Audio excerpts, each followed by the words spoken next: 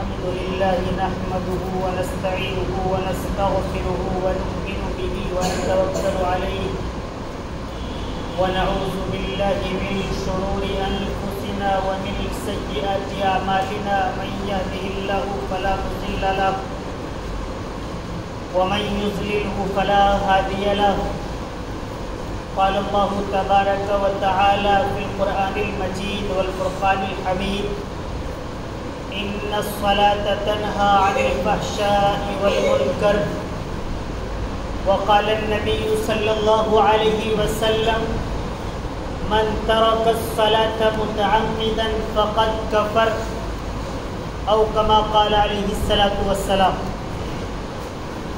مسجد تو بنا دی شب بھر میں ایمان کی حرارت والوں نے، مسجد تو بنا دی شب بھر میں ایمان کی حرارت والوں نے. من اپنا پرانا پاپی تھا برسوں میں نمازی بن نہ سکا. اقبال بڑا اپدیشک ہے من باتوں کو موہ لیتا ہے. اقبال بڑا اپدیشک ہے من باتوں کو موہ لیتا ہے. گفتار کا غازی بن تو گیا کردار کا غازی بن نہ سکا. معزز و مکرم حضرات سامعین کرام، اللہ تبارک و تعالیٰ کا بے پایا فضل اور اس کا احسان ہے کہ اللہ نے ہمیں مسلمان بنایا، نبی کریم صلی اللہ علیہ وسلم کی امت کے اندر پیدا فرمایا. مزید برآں نماز جمعہ کے لیے مسجد آنے کی توفیق اور نماز جمعہ پڑھنے کی توفیق عطا فرمائے. اصل میں اللہ تبارک و تعالیٰ نے تمام جنات و انسان کو اپنی عبادت کے لیے بنایا، اور اللہ تبارک و تعالیٰ کی اہم ترین عبادتوں میں سب سے اہم عبادت وہ نماز پڑھنا ہے. نماز کتنی اہمیت کی حامل ہے کہ اللہ تبارک و تعالیٰ نے جو احکامات جاری فرمائے ہیں، جو چیزیں ہمارے اوپر فرض فرمائی ہیں، یا جن چیزوں کو ہمارے لیے حرام یا حلال قرار دیا ہے، ان تمام احکامات کو اللہ تبارک و تعالیٰ نے حضرت جبرائیل علی نبینا علیہ الصلاۃ والسلام کے ذریعے نبی کریم صلی اللہ علیہ وسلم پر نازل فرمایا. اور جب اللہ تبارک و تعالیٰ نے نماز عنایت کرنے کا ارادہ کیا، اس امت محمدیہ پر نماز فرض کرنے کا ارادہ کیا، تو اللہ تبارک و تعالیٰ نے ہم سب کے محبوب نبی سرور کونین تاجدار مدینہ محمد عربی صلی اللہ علیہ وسلم کو اپنے پاس بلا لیا. اللہ تبارک و تعالیٰ نے معراج کے سفر پر یہ نماز فرض فرمائی. نماز فرض فرمائی ایک طویل واقعہ ہے. کس طریقے پر 50 اوقات کی نماز فرض ہوئی تھی. اللہ تبارک اللہ کے نبی صلی اللہ علیہ وسلم نے کس طریقے پر ان کو کم کرایا، ایک طویل واقعہ ہے. البتہ یہ کہ 5 وقت کی نماز ہم پر فرض قرار دے دی گئی. بہت سارے لوگ ہیں جو صرف جمعے کی نماز پڑھتے ہیں اور یہ سمجھتے ہیں کہ یہ کافی ہے. نعوذ باللہ ثم نعوذ باللہ. جس طریقے پر نماز فجر فرض ہے، نماز ظہر فرض ہے، نماز جمعہ بھی اسی طریقے پر فرض ہے. یہ کوئی الگ سے تفریق کی بات نہیں ہے کہ آدمی جمعے کی نماز ادا کر لے اور پورے ہفتے کے لیے وہ فری ہو جائے. نہیں، بلکہ 5 وقت کی نماز ہر بالغ عاقل مرد عورت پر فرض ہے. پھر نماز کو کس طریقے پر پڑھنا چاہیے؟ 1 نمبر تو یہ ہے کہ نماز کو باجماعت مسجد کے اندر ادا کرنا چاہیے. باجماعت پڑھنے کے بہت سارے فضائل ہیں، بہت ساری حکمتیں ہیں، اور اللہ کے نبی صلی اللہ علیہ وسلم نے اس کو لازمی قرار دیا ہے کہ باجماعت نماز ادا کیا کرو. اللہ کے نبی صلی اللہ علیہ وسلم نے ایک مرتبہ ارشاد فرمایا کہ جن لوگوں کے مکانات مسجد کے قریب ہیں اور وہ مسجد میں باجماعت نماز ادا کرنے نہیں آتے، تو میرا دل چاہتا ہے کہ میں نوجوانوں کو بلاؤں اور ان سے کہوں کہ وہ لکڑیاں جمع کریں اور ان لکڑیوں سے میں ان لوگوں کے گھروں کو آگ لگاؤں، ان لوگوں کے گھروں کو جن کے مکانات مسجد کے قریب ہیں اور بلا کسی عذر کے وہ اپنے گھر پر نماز ادا کرنا، باجماعت نماز ادا کرنا اور مسجد کے اندر نماز کو ادا کرنا۔ پھر نماز کو بھی بہت سارے لوگ، اولاً بہت بڑی تعداد ہے جو آتی ہی نہیں ہے، لیکن جو آتی ہے تعداد، جو لوگ آتے ہیں ان کی بھی نمازیں کمزور ہیں۔ اس طریقے پر کہ نماز میں آئے اور بس جس طریقے پر کوئی چیز کمپیوٹر میں یا موبائل میں فیڈ کر دی جائے، جس طریقے پر آج کل بہت ساری مشینیں ہیں ان میں کچھ چیزیں فیڈ کر دی جاتی ہیں اور وہ مشین بس پورا کام اسی طریقے پر کرتی رہتی ہے، تو اسی طریقے پر ایسا محسوس ہوتا ہے کہ آدمی نماز پڑھنے آیا ہے، امام صاحب اللہ اکبر کہہ رہے ہیں، وہ ان کے ساتھ نیت باندھ لیتا ہے، رکوع میں چلا جاتا ہے، سجدے میں چلا جاتا ہے، اٹھ جاتا ہے، بس روبوٹ کی طرح ان چیزوں کو ادا کر رہا ہے۔ حقیقت یہ ہے کہ نماز کی حقیقت پوری ہمارے دل کے اندر ہونی چاہیے اور نماز کو پورے اہتمام کے ساتھ ادا کرنا چاہیے۔ اصل میں محبت اور ملاقات کے بہت سارے طریقے ہیں۔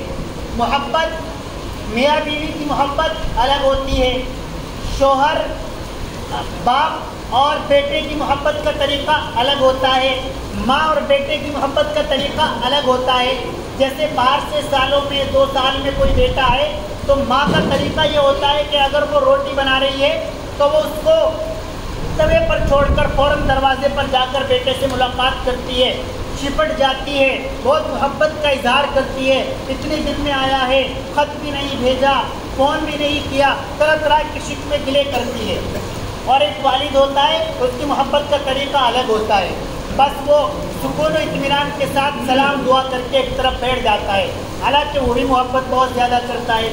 تو انسان اور اللہ تبارک و تعالیٰ کی محبت کا طریقہ اور تقاضا یہ ہے کہ انسان جب نماز پڑھتا ہے تو اللہ سے محض گفتگو ہوتا ہے، اللہ سے بات کرتا ہے۔ اللہ سے قربت کا سب سے اہم ذریعہ، اللہ سے بات کرنے کا سب سے اہم ذریعہ وہ نماز ہے۔ تو جس نماز میں ہم اللہ سے بات کرنے آئے ہیں، اس نماز میں ہم اور چیزوں کو سوچ رہے ہیں، کاروبار کو سوچ رہے ہیں، رشتہ داروں کو سوچ رہے ہیں، کہاں جانا ہے، کب جانا ہے، کب آنا ہے، ان تمام چیزوں پر ڈسکس ذہن و دماغ میں ہم نماز کے اندر کر رہے ہیں، تو پھر یہ اللہ تبارک و تعالیٰ کی محبت میں نماز ادا کرنا نہیں ہوا۔ حضرات صحابہ کرام کی نماز بہت اونچی نماز تھی۔ حضرت عبداللہ ابن زبیر رضی اللہ تعالیٰ عنہ وہ نماز پڑھ رہے ہیں اور ہاشم نامی بچہ ان کے بہت قریب میں بیٹھا ہوا ہے، ایک سانپ چھت سے گرتا ہے اور وہ اس بچے کو لپٹ جاتا ہے۔ آپ نماز پڑھ رہے ہیں، لوگ آتے ہیں، شور ہوتا ہے، اس سانپ کو مارا جاتا ہے۔ حضرت عبداللہ ابن زبیر آرام سے نماز سے فارغ ہونے کے بعد معلوم کرتے ہیں کہ کیا شور سا ہو رہا تھا۔ ان کی اہلیہ بتاتی ہیں کہ آپ نماز میں اس طریقے پر مصروف و مشغول تھے کہ آپ کو علم ہی نہ ہو سکا، بچے کی جان کو خطرہ بن پڑا تھا۔ یہ نماز تھی صحابہ کرام کی۔ کیسی نماز تھی صحابہ کرام کی؟ ایک مرتبہ جنگ کے اندر اللہ کے نبی صلی اللہ علیہ وسلم نے 2 صحابہ کرام کی ڈیوٹی پہرے داری کے طور پر لگا دی، تو ان دونوں نے طے کیا کہ آدھی رات میں پہرا دے لیتا ہوں، آدھی رات آپ پہرا دے لینا، تب تک آپ آرام کر لیں۔ ایک انصاری صحابی تھے، ایک مہاجر صحابی تھے۔ مہاجر صحابی آرام کرنے لگے، انصاری صحابی کا پہرے داری میں جو پہلا نصف پہر تھا اس کی ڈیوٹی ان کی لگ گئی۔ انہوں نے سمجھا کہ ایسے ہی رات گزارنی ہے، پہرے داری کرنی ہے، تو کیوں نہ نماز پڑھنے لگوں۔ انہوں نے نماز کی نیت باندھ لی، نماز پڑھتے رہے۔ ایک مخالف آیا، دشمن آیا، اس نے دیکھا کہ کوئی آدمی کھڑا ہوا ہے، اس نے ایک تیر مارا، تیر آ کر لگ گیا، لیکن کوئی آواز نہیں، کوئی شور نہیں، کوئی ہلنا ڈلنا نہیں۔ اس نے سوچا کہ شاید تیر خطا کھا گیا، دوسرا تیر مارا، دوسرا تیر پھر جا کر لگا۔ پھر اس نے سوچا کہ ادھر سے کوئی نہ آواز ہے تکلیف کی، نہ وہ آدمی ہلتا ڈلتا ہے، کیا بات ہے، شاید پھر نشانہ خطا کھا گیا۔ اس نے تیسرا تیر مارا، 3 تیر لگ چکے ہیں، لیکن نہ نماز توڑی ہے، نہ ہلے ہیں، نہ اپنے ساتھی کو اٹھایا ہے۔